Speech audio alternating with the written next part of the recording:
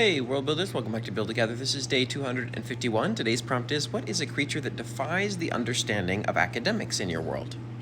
I wrote about siltlings. Now, siltlings are an observation that is not one that has been made entirely physically because they are a microorganism, and Attovians do not have a way to properly see anything that is microscopic yet. They generally confuse the Attovian scientific community substantially because there is a lot of evidence that they must exist in silty soil that does this thing that people know belongs to siltlings, which is that there's this monkey froth that will sort of form on the top of the soil, and this ends up being really good for plants, actually.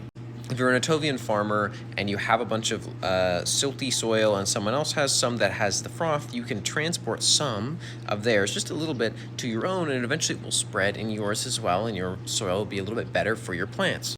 What bothers the academics so much is that they don't know whether or not this thing actually exists in the material or the extra material world. Now, of course, human beings and other sentient creatures tend to have two parts, which is your material self and your extra material self, which is your soul that resides within your head somewhere.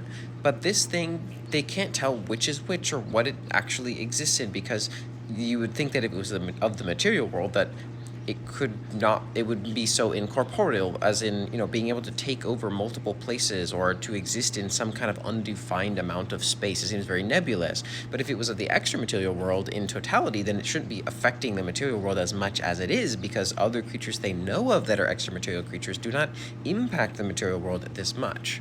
And so they've gone back and forth for a long time on this problem, and no one really has a good solution.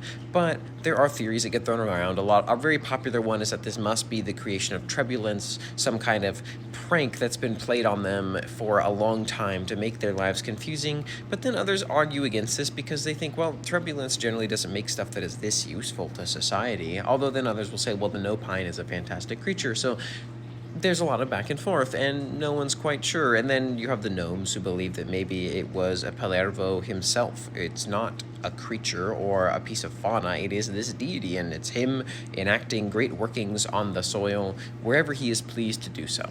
And the common folk think that maybe it's a little bit silly to be contemplating the weird little bubbles in your soil that make your crop yield improved, and so they kind of go on living their lives and they don't really care too much.